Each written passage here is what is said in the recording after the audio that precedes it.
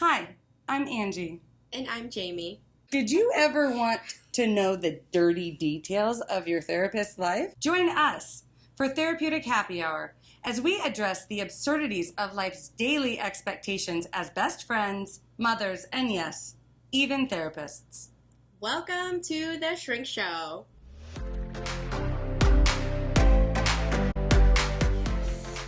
What are we talking about? Boom, boom, boom. Our brains are working. It's good you brought food right off the get-go because I was really hungry. didn't eat since breakfast because I didn't have a break. I just wasn't very hungry earlier. And then all of a sudden it hit me where I'm I'm going to pass out. I think I was I didn't have enough sugar. Blood sugar derailing. Mm-hmm. What should we talk about, guys? Audience, anyone? Anyone? God, quiet bunch. Well, for now, just like, rate, and subscribe, please, because apparently it's important. Also, No, literally. money aside, it really does help us know if you resonate with what we're talking about so that we can continue to create content that is similar or along those same lines, because we recognize some of our episodes are probably better than others, even though they're all obviously amazing. But some of them are probably a little bit better than others. And some are probably not quite as amazing. Also, if you could, if you want, for extra credit bonus points, you could email topic ideas. That would be great too, because we take them. We do. A lot of our episodes we've done so far have been suggestions. So Definitely. just so you guys know, we're listening because we're therapists. We are actually pretty skilled at that, which is probably why we created this podcast, so that we could actually talk and share what the fuck we want to say, Rather than just listening. Tell me where you notice that in your body. Right? How does that make you feel? That's really all I do is drink coffee. Stare right back at him. So, today's topic, we kind of had a few things that have been suggestions, but ultimately, I think they all kind of fall under that umbrella of something that we've touched on several times, of whether or not you're choosing love or fear. Ultimately, I would be as as ballsy What? to say that every decision we make is one or the other. Even if some seem to be masked in both. For example, we are obviously both helpers. So sometimes as helpers, you want to help because it makes you feel good. But am I choosing to help in this moment out of love for you and for myself? Or am I choosing to help in this moment because I'm afraid if I don't, I'm a bad person, or you're going to be upset with me, or you're not going to get your needs met because I'm the only one that can do it? And again, that's that fear base. And I think the love part it's really important to also take into consideration love for ourselves. Because I think often we think, well, It has to be for others. right. But if you don't fill your own cup, how are you going to have anything for anybody else? You're not. It is actually more important to love ourselves, because if I can choose to love myself in an authentic way, not in a narcissistic, I'm the fucking best, and... But in a narcissistic way, they don't love themselves. That's They feel true. so badly about themselves that they have to act ego. And confident. Itself as confidence, but it's actually coming from a place of insecurity. So even narcissists don't love themselves. That's true. I think people don't know that. That's actually a really good point. Because you're right. I just kind of fell into that verbiage, right? But the reality is, they don't. Yeah, if you authentically, compassionately come from a place of love within, then you wouldn't be narcissistic. Right, because you are genuinely wanting the best in others. And I think that's something that you and I have talked about a lot of, why can we say some of what I consider to be like the harshest things to folks? Like I can call colleagues or the students I work with or even strangers out on what their behavior choices are actually saying. And I can say it in a very raw and authentic way, and it's usually met with it's not met with this anger or this resentment. And I really think all of that has to do with the reason I can do that is because I'm approaching them from a place of love. Because if they don't see how this behavior or this negative choice or whatever the situation is impacting them, then how can they choose to be their best self? So pointing that out from a place of love is me helping them. Well, because that brings in a good point of a lot of times I think we're programmed, whether in society, perhaps by our parents, it comes from a place of that projected fear or fill in the blank, but it's not an emotion that's called love. And so it'll sound like this. It'll sound like, well, you shouldn't do that because that will make so-and-so feel bad. Or why would you do that? That is so embarrassing. Or, why would you say that to that person? Now look at how you've made them feel. So those types of comments on repeat really internalize and subliminally teach children who grow up thinking it's my responsibility to make sure you're happy, and I should ignore my own uncomfortability because what's most important is your happiness. So me getting yelled at for not hugging grandma, or saying thank you for the gift, or saying sorry because I took someone's toy, it doesn't matter that I felt uncomfortable or angry. What's more important is everyone else's happiness. So that's why I think we live in such a fear-based adulthood. Like all the adults I work with are all very fearful. They're genuinely afraid of being a bad person and narcissistic. And they're like, I can't think of myself. Those types of people are bad. They're the reason why there's bad in the world, because that's what was subliminally programmed. But then do you know how often it actually becomes more damaging? I'll give an example of I, just by nature of being who I am, tend to piss people off. I don't intentionally mean to, just by making a choice. I don't know. Which is kind of funny on the heels of me saying I can say difficult things. But those are more... Also, you piss them off. Also, I piss them off. But I don't piss them off in those moments. I piss them off usually when I am making a choice for myself or making a decision, like an executive decision in an environment such as a work environment, and it's not what they're used to or not what they're comfortable with or what have you. Especially in the Midwest, we tend to internalize that on the receiving end and then say nothing to that person that they hurt our feelings. Right. And that is so damaging because then what do? We gossip. Right. We talk shit about them. Oh my God, did you hear what Angie just did? Yeah. Oh, what a bitch. She doesn't even consider anybody's feelings or whatever it is. But nobody says a word to you. Exactly. But everybody else around you knows what you did was bitchy. Right. And so then So Midwest culture. It is so Midwest culture. And then they're forming those opinions or whatever it is. Yeah. Or they're feeling forced to create sides. Yeah. And I always explain to people, just give me the decency of allowing me to explain myself. Because it's a learning opportunity. But I think because we live in that society of I don't want to hurt anybody's feelings. Right. Because So, you'd be, quote unquote, a bad person.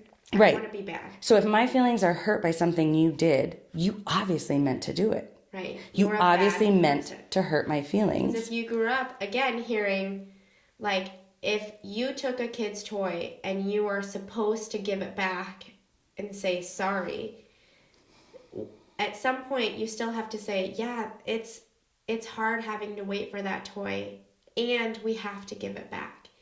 But usually it's, what did you do? Give that back. Look at, you made your little brother cry. You're so mean. Right? You are so mean. And then you think, well, geez, I should never have thought of myself I just wanted first. it. Yeah. But that's those initial knee-jerk reactions when you're nothing but ego. You're taught very quickly, don't be ego. Don't be little. Don't only think of yourself. Right.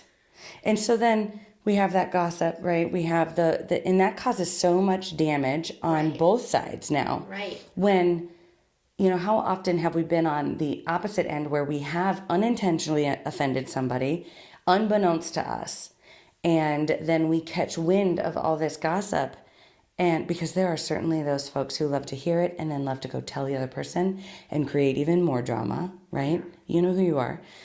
And then it's like, well, why would she say this about me? I didn't even mean that, So then it's this back and forth. But then nobody says anything or calls out the elephant in the room. And I always say, just tell me.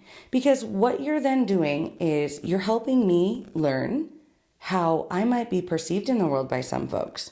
So then I have a choice.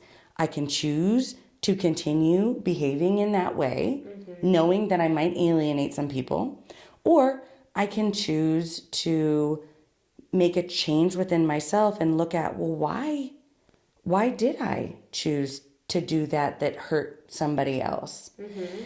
And it's an opportunity for growth for me and an opportunity of growth for you, because you might see, I didn't intentionally try to offend you.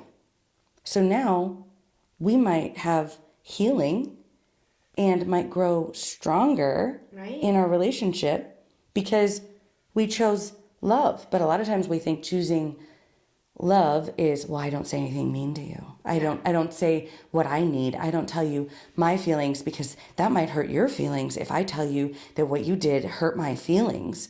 And then I can't do that because I have to just be respectful, right? Right. And it goes back to what you were saying. Well, and not only that, but people don't call it what we call it. They don't say it's choosing love. They say, well, that's selfish. I'm not selfish. I'm not a selfish person, and I have to think of others. I naturally think of others, which I'm like, okay, well, so do I. But I also never think of others at the expense of myself. Right. And that's what I'm asking you to do. Like, I've had a lot of clients where they're seeing me, whether they're in a relationship or are talking about a past relationship, and it's a lot of all these what if scenarios, but actual scenarios that have happened in their relationship where they're like, well, I was told that this hurt their feelings when I said or did this. I think common ones I always hear, if I'm following certain people on social media, of the opposite sex, and it makes that person of that same sex that they're dating uncomfortable. And they're like, well, who's right? It's selfish that they don't think of me, right? It's selfish that I asked them to unfollow them, but they didn't, right? And I'm like, okay, well, that's the thing is, my order of questioning is always, well, is there harm to self or others? No. Okay, so if that's the case, both of you are right. Because let's say they want to follow these people on Instagram and you don't want them to follow these people on Instagram. You both have your reasons why. And I bet you they're terrific, perfect reasons, right? And they're justified. And if I talk to each of you individually, I'd probably agree with each of you. But you have to decide, person in my session, is this the hill you want to die on? And will this make or break your relationship? Right. If that is a yes, then you need to reconsider this relationship as a whole. If that partner agrees that, no, this is a make or break too, I will not budge. Now, if one of you is like, this isn't a make or break, I can accommodate to the other, then do that. Right. Right? But how are you ever going to reach that point if you don't Right. even have that conversation? Yes. And it's not a matter of, again, neither one of them is right or wrong. It's, can you compromise? And compromise means somebody's probably going to win a little bit, because that's the other side. Is I also have clients where they're like, why? We always compromise. And then they tell all their examples, and I'm like, that's funny. In every example, you were the one who did what you were supposed to do, quote unquote, and the partner didn't have to. The partner made the request and you just said, okay. And those are the people where I think those are the same exact clients who say, well, I can't do what you say, choosing love first, because that's selfish, and I'm not a selfish person. Right. I love them. I would do this, and I don't care. They're happy and I want them to be happy. And I say, okay, but if every decision in your relationship is their happiness, who are you in this relationship? Right. Are you there to make that person happy? Are you there, is your job in this relationship to make the partner happy? Do you get to be happy as well? When do you get any say? Right? And that's not selfish. This is a partnership. And this might not even be dating. This is a friendship, right? We choose our friends based off of, is this working? Do we argue more than we don't? Or do we get along and we don't have to worry about it? Right. Well, is this working? Is there a give and take? And again, for me, the one approach that I always have is it's harder, obviously, with intimate relationships, right? The closer you are to the person, the harder it is to separate the person from the problem. Right. But at work or, in like certain friendships, right? I'm going to assume that they did not intentionally try to hurt me, and I want to have a dialogue now because my feelings are hurt. And I always ask those questions of, is the relationship important enough for me to have this dialogue? Or can I just let go and assume they didn't intentionally do it until it's done again and again and again and again, and I can no longer ignore it? Then maybe I have that question. Then you're like, maybe they did intentionally. Maybe they did. This is the sixth time they've done it. Right.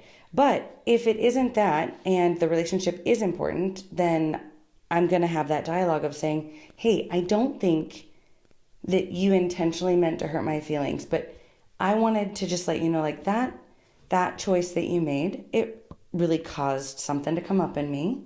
Here's what it is.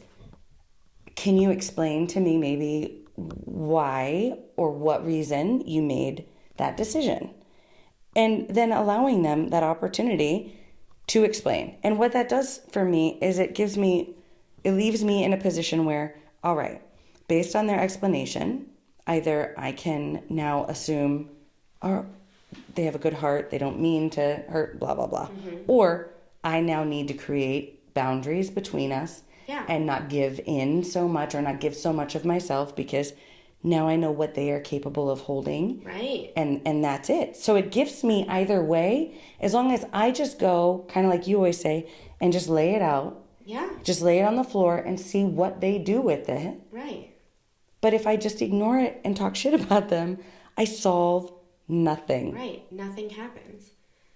I only create more drama and more distance. Right. And the clear communication is important because another example with clients in relationships is people change throughout relationships. People change throughout your career, right? Like, you work with them for a long time and you're now in different positions in your agency, or other movement that happens with how we grow and age and progress in life, right? And so the constant communication of, in the past, I was fine with you doing this at work, but like, now I'm kind of uncomfortable with it. And so that clear communication of, I can change my mind. Mm-hmm. I'm allowed to change. And you can have opinions about that. But being able to say that, right? Because even in relationships, things change. We put up with, I think, a lot more when we first start dating people than till now.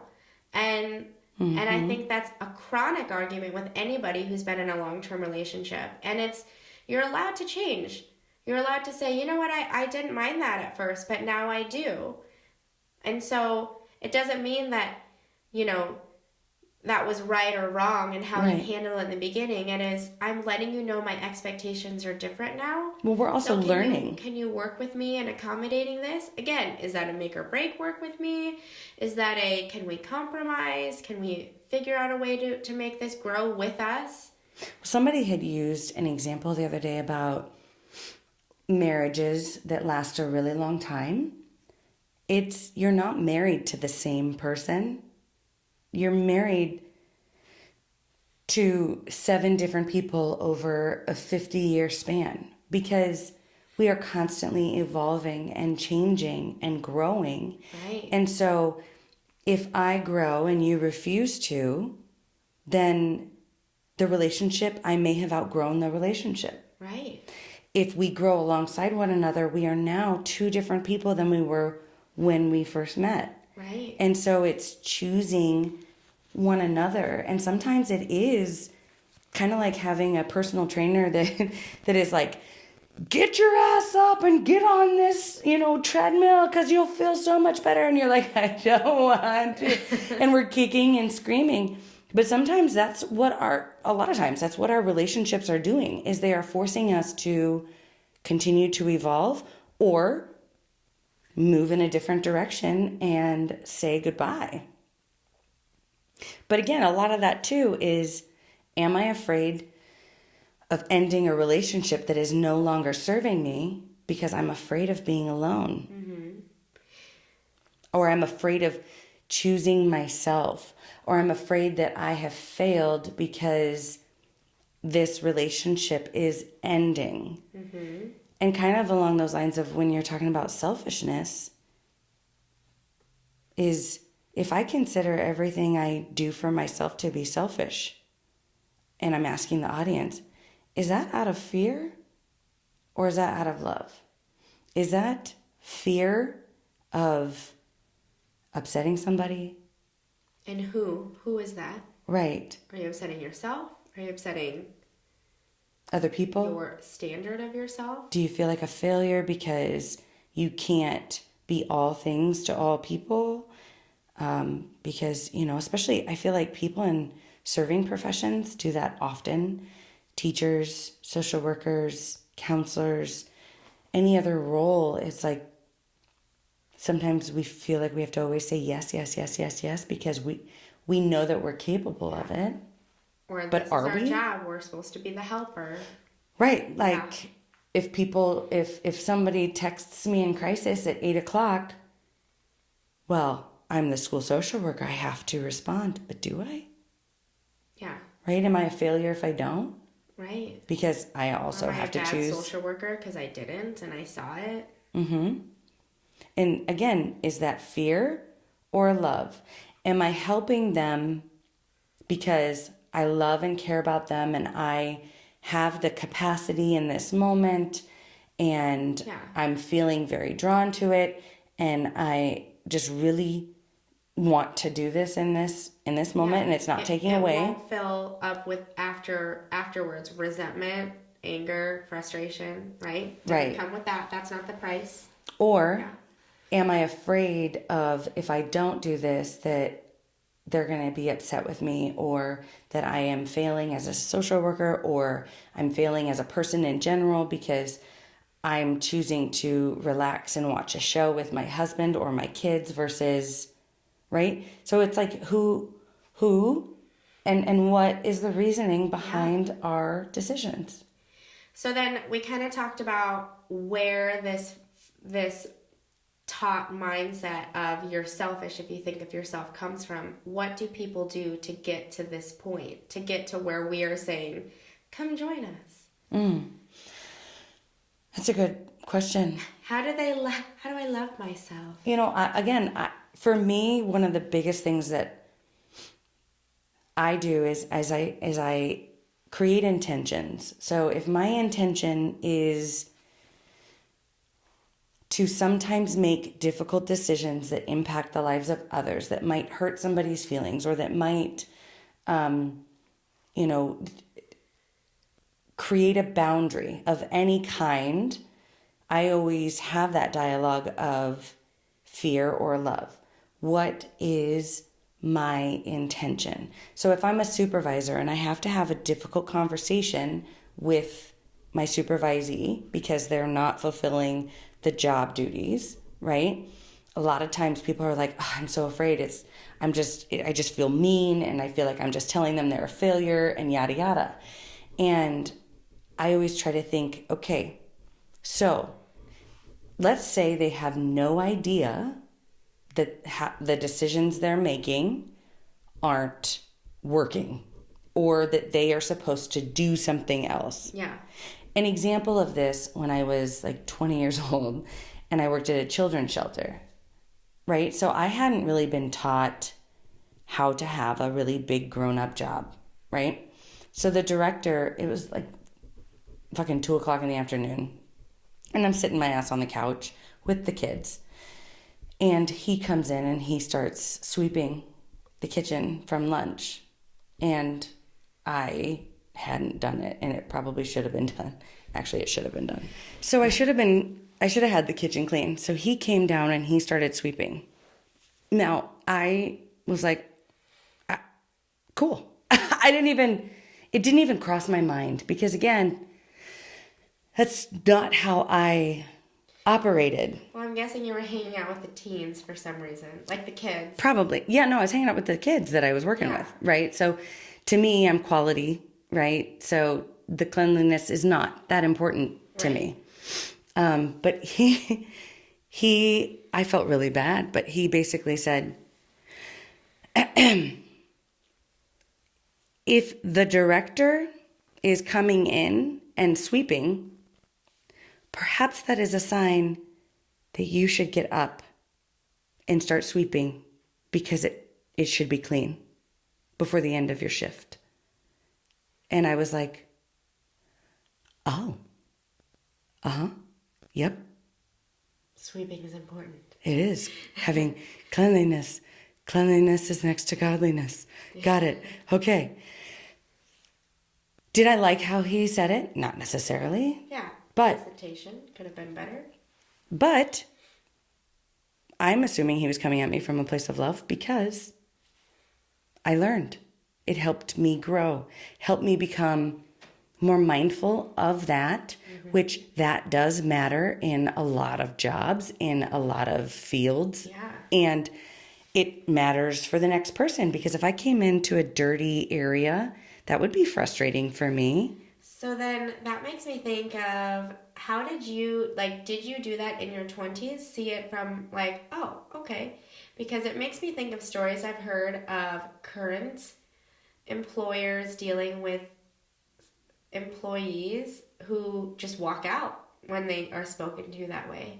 Right. Who cannot handle any sort of feedback, let alone constructive feedback. So they choose to not be employed. I also, in those scenarios, I also feel like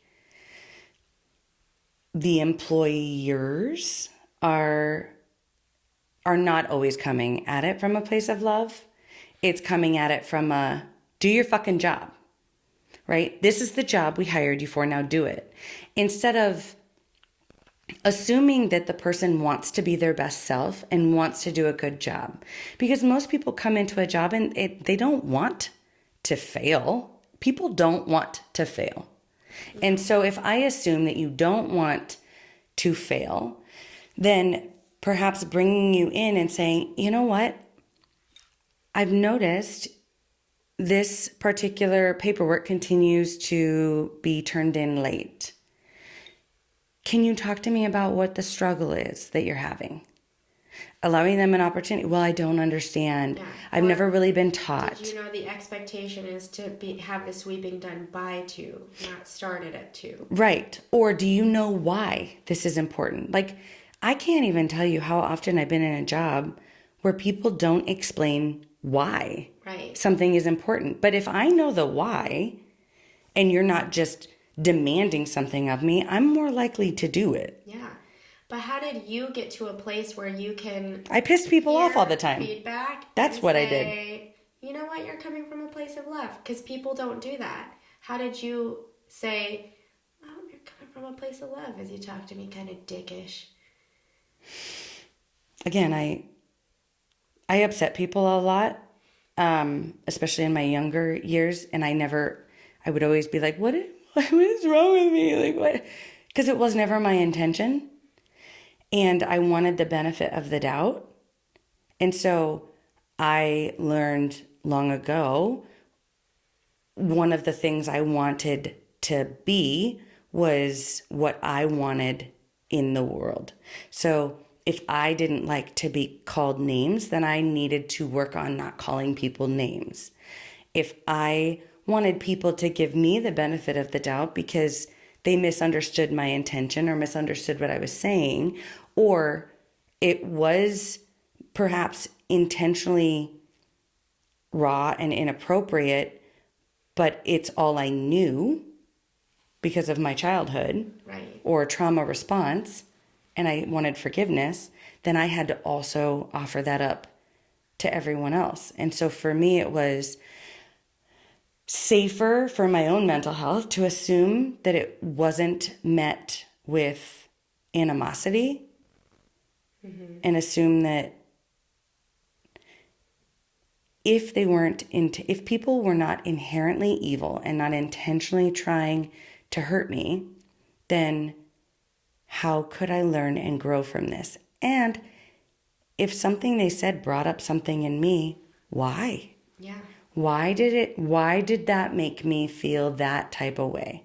Like, you could have called me a bitch all day, every day, but call me crazy? Ooh, that brought up something in me. And it was, okay, why? Because to me, you called me my mother, and I hadn't healed my thoughts and the way I viewed my mother. She was crazy. She was weak. She was unpredictable, and that wasn't me. Right. And so I think sometimes, again, if something you're saying is making me feel some type of way, why? If I assume that you're not intentionally trying to hurt me. Yeah. Did I answer your fucking question? Yeah, I think so. What about you? I think mine is similar to yours. I always bring up, oops, sorry, Mike.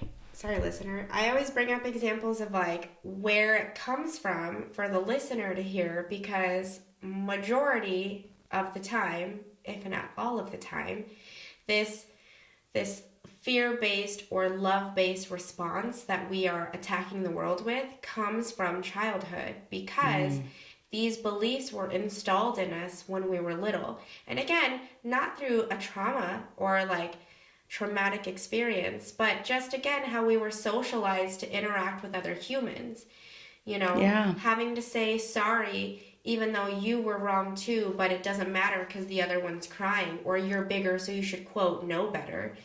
So just learning, oh, well, my feelings don't matter because I'm bigger. I should be responsible for the little kids, so I guess I'm sorry, right? But think about it like if I were grown and I came into your house and I said, Angie, I really like that, and just took it from you and left, right? But you're supposed to take care of me and be nicer to me because I'm younger. Like, you're supposed to just sit back and accept it and say sorry, you know? Right. Like, but we expect our children to do these things. So I really try to piece it back to, where does this come from? So when, like, if your boss is your boss who is sweeping, like, if you see this, if your director is sweeping, I mean, if I heard that for me, I would go back to, like, I failed a parent. It makes me feel like I'm a failure. And mine always goes back to childhood of, if I'm a failure, then something's wrong with me. Or I'm not lovable, or I'm unsafe. Just because you have that response doesn't necessarily mean that that person was wrong. No, but that's why I think people respond with, like my example of, some employees nowadays just leave. And not even nowadays, in general. They just walk out. They say, fuck this, and leave. And maybe they decided that job just isn't worth it. And that's fine, but it's also looking at it like, why did this trigger you so much? Why were you, Angie, able to respond to your director with, I guess I should know. That's okay. Like, he was trying the best that he could. He could have tried harder, but, whatever. But what if my response was like, oh my God, I'm going to get fired any minute. I better be sweeping 100% of the time. Like, I shouldn't have been doing this. I mean, how many times do we do that where we start second guessing, like, is this the right thing to do? Maybe I've been doing it wrong this whole time. I'm going to start asking around, like, does he actually hate me? Does he actually want me fired? Oh my God, I think other people hate me. And we go into this spiral of, and again, my thing is that feeling. What is that feeling? How old is that feeling? How old do you feel when you start going down the rabbit hole of those spiral of what if questions and scenarios? Because a lot of times it's a child. It's a little child who's just like, oh my God, I messed up. Oh my God, I don't want my mom to yell at me again, or I don't want to get hit again. And how often do we parentify our bosses, our supervisors? Because they're quote unquote bigger than us. Right. They have the power over us. Do you know, until like I'd say, I don't know, 5. Yesterday? Yeah, until yesterday. Every time my supervisor needed to talk to me, I always went down this rabbit hole of, oh my God, what did I do wrong? And I literally replayed everything in my mind of, oh shit, should I have not done that?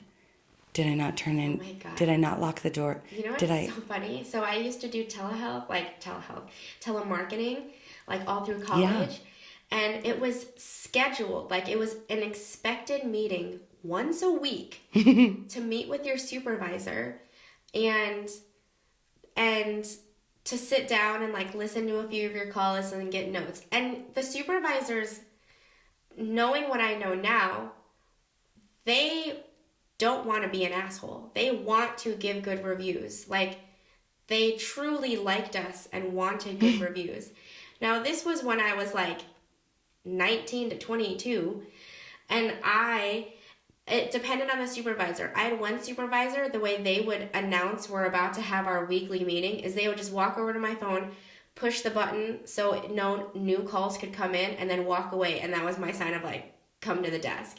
But I always was like, the fuck? I fucked up. And I'm like, I fucked up. They want me, they were listening to that call. Like, what did I do wrong? Oh my God. I mean, I did get a little stern, but... I mean, and telemarketing, touche. Like, that's a hard job because it was rough. Anyways, and so that freaked me out. But then you want to know the worst one? And this was the nicest supervisor too. She, like, one time I straight up, like, I was kind of snotty because this customer was very rude. And she heard it, and her feedback even was, so, I'm just not gonna, like, submit this one, but you should probably just know you shouldn't really, like, do that. You shouldn't talk to customers this way. Bitch. And so I was like, oh. And like, and she was super nice about it. And she's like, I'm not gonna share that one, but I just wanted to, she's like, I'll just mark it down. We'll work on it. And like hindsight, but the way she would come at me for our weekly meetings was that by then we had instant messaging, and that was like new back then, right? So they had instant messaging, and hers would be, come to my desk, and I'd be like, oh my God. God, did I call her a bitch? And like once a week, I'm like, I'm getting fired. Once a fucking week for like 3 years, and I was like, I'm getting fired. But how stressful. Every time. And I'm like, girl, we do these meetings once a week. Chill the fuck out. And like never, even when I straight up was rude to a customer, never did anything bad happen. Right. But I was young back then, and I was like, oh my God. And in hindsight, the feeling, now that I know myself better, the feeling felt 100% similar to when it was parent-teacher conference night, and my parents are at parent-teacher conferences, and I'm pacing around at home going, oh my God. I was late on that one assignment. I didn't study as hard as I should have. What did I do wrong? And every parent-teacher conference, they'd come home and they were like, yeah, they say you're good. Ship shape. Probably just talk too much, but, Oh my God, they always said that about me too. She's a joy to have in class. She talks a little too much. It's very funny that we're It's just therapists. funny because it was that same panic of like, I've done fucked up. Like I will be grounded for life. And here I am like in my 20s and I'm like, oh my God, my boss wants to fire me. Never did they want to fire me. But it was that feeling of fear of like, they must know something I don't. And even when it was a time where like it was a training error, like again, it was always with love. They were like, oh yeah, you didn't know that? Here, push this button, no big deal. And I'm like, oh, that was it. Because we assume we should know everything. We assume we should be all things. And instead of giving ourselves the grace of, I am doing the best that I can with what I know. Yeah. And that has to be enough. And even if somebody does have to provide me with negative feedback, that doesn't mean that I am a failure. Right. It doesn't mean that I have failed. It means now I can know better and I can do better. It's that opportunity for us to become stronger, to become more in line with who we know we are. You know, everybody always wants to know everything. Well, all knowledge is not happy and fucking unicorns and rainbows. And I want to know everything. I do too. I used to want an entire... Constantly learning. Yeah, right. And I used to say, like, when I die, I just want God to tell me everything when I was little. It's like, I want to know it all. But... the answer why to all of the questions. But then there are dark secrets in all things, and even within ourselves, those dark shadows. And again, if you don't point out my shadows, I can't shine brighter. And our goal is to shine as bright as we can. Mm-hmm. But if I don't see this own shadow, you know, you were saying something earlier about like childhood and where things come from. For me personally, my need to not upset the world around me, my need to always say the right thing, do the right thing, and sacrifice my own needs for everybody else was because of my mom's mental illness and the way the world perceived her. Yeah. Because the world saw her as crazy. She made the world. I saw how the world reacted and felt. They didn't even treat her that way. They just had looks, right? Or they had certain like uncomfortable feelings. Treating her that way because not everybody has to get looked at that way, but your mom does. Right. And so then I didn't want anybody to look at me that way. Right. So I had to go the complete opposite. Right. When in reality, that has everything to do with them and their issues and nothing to do with my mom and nothing to do with me. And that's why... And not love-based. Well, it goes back into we need to raise our children with this love-based mentality. Because look at what we're doing to our children when they're raised with this fear-based mentality of you shouldn't, you know, you can't be selfish. Mm-hmm. You know, you can't want that toy more than your little brother. You're bigger than that, right? Mm-hmm. You can't worry about the fact that you didn't want that toy for Christmas. You give your grandma a hug. Mm-hmm. But this is how I do it to my kids. I say, oh, you're upset that happened. And your brother is sad about that. Mm-hmm. What can we do about this? And then they get to choose if they want to be the sharer or if they're like, no, I don't want to share. And then I turn to the kid who's upset that they don't want to share and say, and you're sad that you can't have that toy right now. And that's okay. So we can wait for the toy until they're done, or we can find something different. But I want them both to know that they're both 100% right. Like, you can be pissed that your toy got taken from you, and you can be pissed that you wanted that toy and you have to give it back. Right. Both of you are right. There aren't two toys. And then I just say, how can we fix this? Well, it's interesting because I do feel like a lot, I notice a lot of the time I am parenting out of that fear.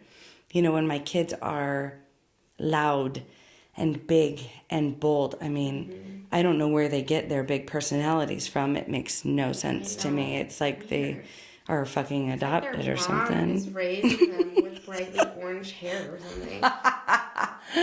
Speaking of, I was so afraid of getting an orange couch for my basement. Shut up. Are you serious? Yeah. Because I was like, oh, well, for me, it was like, what if it's too bold? Like, what if I end up hating it?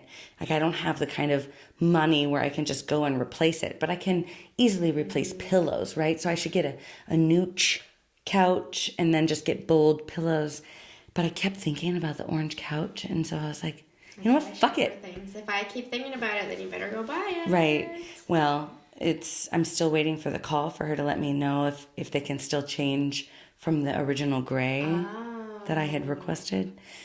We'll see. It'll work. It's going to work because I'm supposed to have that orange couch, right? What's meant for me will never pass me by. But I do realize sometimes I'll check myself and think, why am I wanting them to not be so big?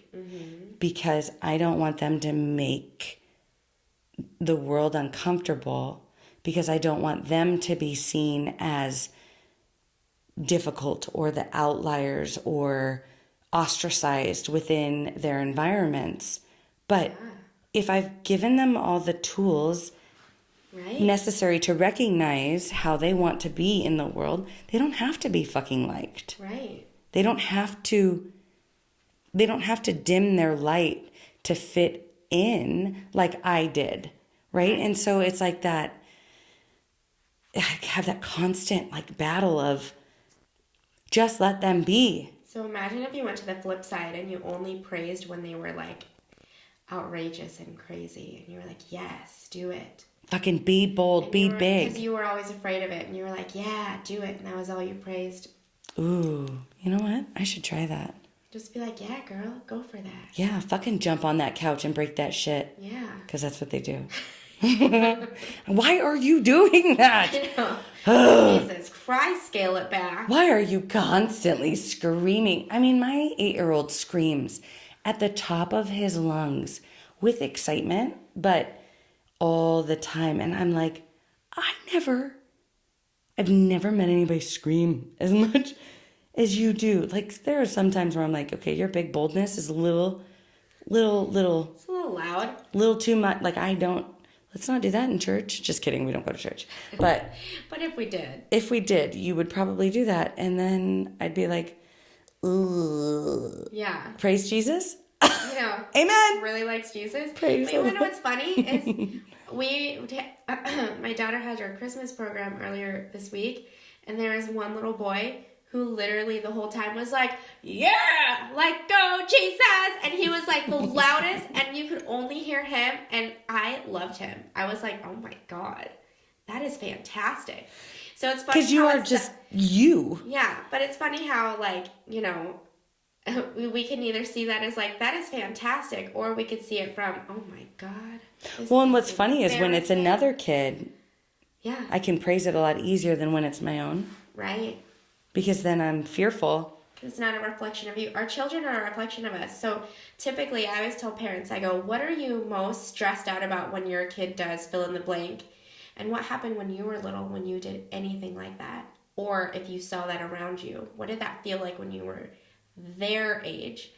And majority of the time they're like, well, when I did it, I would get spanked, or I would get in trouble. Or I'd lose friends, or... Yeah.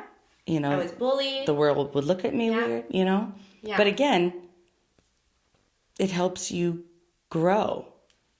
And even if they are making the choice of, I continue to steal toys even though I may or may not know better, well, they're going to learn when they don't have many friends. Right. Because that's a difficult way to make friendships. Right. So that is an opportunity for them, you know, for us as parents to hold space and say, I'm so sorry.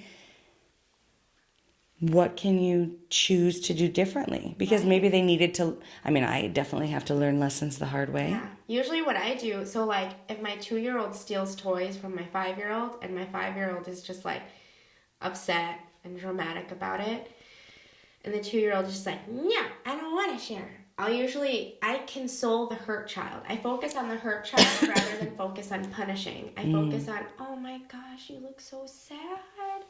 you're so sad that that toy just got taken from you, and I'm sad too with you. And I'll be like, what is it that you want? Like, he took my toy. I want my toy. I'm like, oh, you want the toy. And usually at some point during this exchange, the 2-year-old will go and hand it. Because he realizes, like, he sees that I'm giving empathy to the hurt person. And sometimes if you just, I'm choosing where to focus. I'm not choosing on, you need to say you're sorry. You know, you need to give that back. Because I'm allowing him the opportunity to learn he can choose. And there are times where he chooses to keep it. And then I'll say, you know what, let's just wait. And maybe we can play with something different together while he plays with that alone. And then again, still could be a meltdown. Maybe not. We'll see. But it's showing the other consequence is we don't want to play with him if he steals toys. Right. And I'll say that to him, like, no one wants to play with someone. And I've said that now because they're bigger, like he's almost 3, and I'll be like, yeah, we don't like to play with friends who hit us with toys. Let's move over here where we're safe. No one wants to play with that. And usually that's when, like, they catch on because they hear that programming rather than the shaming of, like, don't do that. Like, you should feel this way. Usually the shoulds, like, you should feel bad for that. You should say you're sorry. I don't focus on that part. I'm just like, no, I'll just focus on loving the hurt child, making sure they're safe, and they're allowed to be sad. Do you know how often I sit here and I think, God, I'm fucking up as a parent. I never told my kids that. I'll be like, why did you do that? You know better than that. What the fuck is wrong with you? God. And then you tell these stories and I'm like... Then you go home and you're like, Joel, I guess we have to go console the hurt child. We're completely fucking up, and hopefully we can undo it at this point. Oh my gosh. No, but I love that. I do really like that. that. I come at it with love is I focus on who needs the love the most right now. Because I have noticed they need love.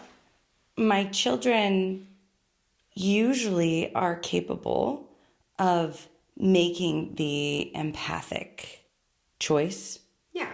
And kids are naturally empathic. Well, they're not rude. Right. And I think it kind of comes back to that, you know, what I fucking said, right? Of the assuming the intention is not ill will, and either they don't know better or they, you know, or they're choosing it because they just want to watch the world burn. I don't know.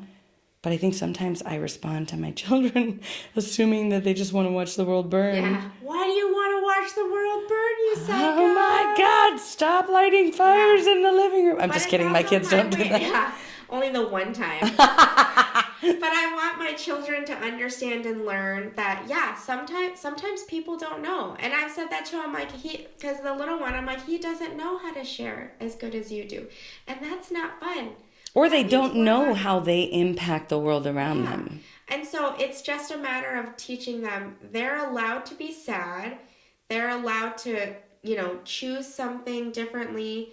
And the other person who's getting, like, left out of the conversation typically doesn't like it. And they want to be included. Mm-hmm. And they don't like when they see their sibling upset. Now, yeah, they want the toy because, yeah, they're like nothing but ego. But usually it's also no fun. Like they want to play with the group. Mm-hmm. And so I'm trying to teach them that you can respond out of fear by ripping the toy out of your friend's hand. Yes, that is a choice. Because they have it and I'm afraid that I'll never get to play with it. Yeah. And I'll even say that. I'll be like, yeah, you really wanted that. And you took it from them. Or you can use your words. Yeah. And that's what the one who's sad, they'll be like, oh my God. I'm like, what is it that you want? I want the toy back. Because I want them to practice it. Like, what is it that you want? Like I'm sad. Because they're now good at narrating their emotions. But like, I'm sad. My kids are good at that. And then I'm like, why are you sad? I have done a good job with that one. At least I've got that. Yeah. And I'm like, what do you want? My toy back. But it's just teaching them they can look at the world through the lens of love too. It doesn't have to be fear-based. It doesn't have to be, well, you're going to have to wait. It doesn't have to be they owe you an apology so they feel entitled to that apology. It's, yeah, they might give it back, they might not, but we can choose if we're going to ever play with them. Well, and I think even a 2-year-old and a 5-year-old are good examples for us as grown-ups, right? So, you know, if the 2-year-old takes the toy from the 5-year-old, and as the 5-year-old, she runs off and she goes and tells her friends what an asshole the 2-year-old is. Yeah. And just spreads that rumor, right? Yeah. Because that's what we're doing as grown-ups. Yeah, or if I'm told, if again, I go and take something from your house and I say, you need to share, and I just leave, and you're like, what the fuck was that? Jesus. Like, of course that's really difficult for our children to understand. You have to share. Right. It comes from that fear-based of, don't hurt their feelings. Don't hurt my feelings when I take this from your house, Angie. Yeah. Sorry. I didn't know any better. I haven't learned that lesson yet. Well, and again, kind of going back to the beginning of did we say that this time? Like the overweight thing? No, I don't think so. That was another time. Maybe. It was a different time. But going back to societal rules and the game and what is expected, it changes. It changes throughout time. May have talked about it. Sorry, I'm derailed. I can't keep things straight in my mind sometimes. But the point is, let's go back to key point. The rules of the game change all the time. And so sometimes we don't know how to just be because we're trying to play the game. But at the end of the day, like I always say to people that I care about and people that I work with, if you can always justify that the decision you made was in the best interest of the other person and the best interest of yourself, then you're golden. And the best interest of somebody else is sometimes speaking your truth and pointing out things that they're doing that may not be helping them reach their fullest potential. And that is okay. We don't have to be afraid of doing the hard work that needs to be done in order for us all to get along. Just recognizing what they are capable of, what we are capable of, and then just trying again. Yeah. So the lessons. Lessons come from a place of love, not fear. And knowing where that fear is coming from and healing that is Possibly huge. from childhood. Possibly More not. likely. Possibly from society and like the quote unquote rules to not be the bad guy, not be too selfish, you know, because it's the fear-based mentality that says, don't be selfish. Don't worry about what you want. Worry about everyone else. Well, because we want everybody to like us. Yeah. And I always say, do you like everybody? Yeah. And everyone's like, no. Well, then why does everybody need to like you? Yeah. Not everyone. And I've been starting my 5-year-old's piecing that together. Like, well, she got upset. She's like, her brother didn't like her hair that day or dress something. And he's 2. So obviously his opinion, like, was really the world. But she's like, he didn't say he liked my shirt. And I said, well, do you like your shirt? That's all that matters. Mm-hmm. Some people aren't going to like your shirt. That's okay. I'm like, you can wear whatever shirt you want, girlfriend. My mom just got a sweatshirt for me. And I don't know if she intentionally got it for me, but I kind of like to think that she did. And it's it's a gray sweatshirt, and in black writing it says, I'm not for everybody. It's kind of my new favorite sweatshirt. Perfect. I know, isn't it? Because I'm not for everybody. And we don't have to be for everybody. I think that's what wasn't taught to us is we were taught everyone needs to like you. You need to fit in. You can't rock the boat. So we take it personal if people don't like us or if we don't fit in. Yeah, and so that's why figure out where that feeling comes from. Took me 41 years to realize I am a natural disruptor. That is my job. And know that even if people are like attacking you or like Angie's boss when she was 20 or giving you even constructive feedback, They are majority of the time doing the best and mean well. And if you don't think so, whose fear is it? Is it your fear or is it their fear? Yeah, because in fact, that boss, he's one of my good friends. Like, I really like him. Yeah. And he taught me. Ship guy. Yeah, he taught me. So that fear or love, recognizing intention, not being afraid to have the difficult conversations and to put on the ground where you are at and allow that person to meet you or explain perhaps their thought process behind. Because more often than not, you will realize it wasn't ill-intentioned. Right. It was either, again, that's all they knew. Yep, they thought that was the best they could come up with. Or they were hoping for the best for you. Yeah. That's it. Or you might be the safest motherfucking person and they're processing their goddamn trauma with you. Probably that one. Yeah, that one. Sorry, Joel, my husband. I do that a lot with him. Oh.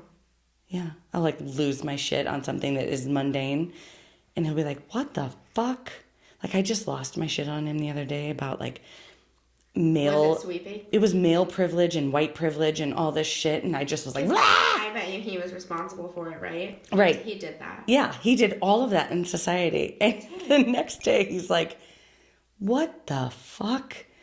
And I was like, I don't know. I think that was years of pent up, like, just frustration. Not against him, but against society. But against him. Yeah. Yeah. But Joel has contributed to white privilege. Because he's actually the opposite of all of that.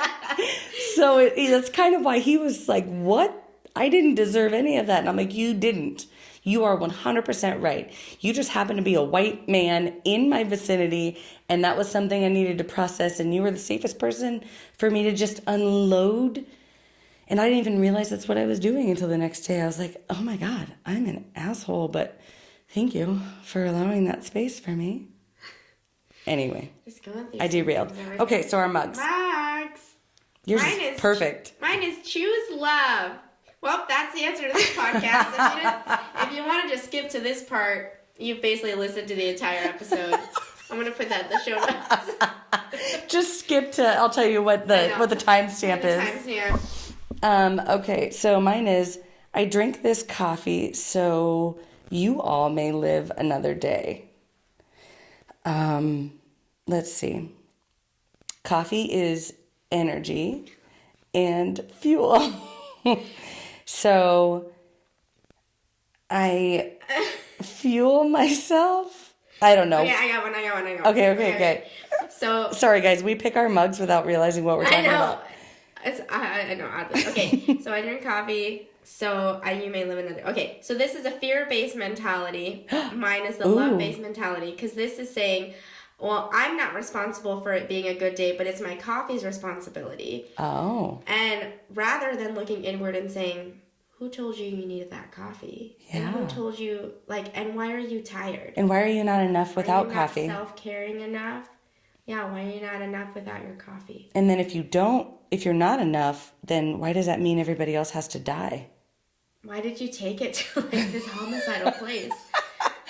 Do we need to call somebody? Do we need to make a safety plan? Anyway, we really derailed. Choose love, everyone. Choose love, not fear. Subscribe. Okay, love you. Bye. Safety plan. Why the fuck did that mug go so homicidal? What's funny is I saw that mug and I went, I like that mug.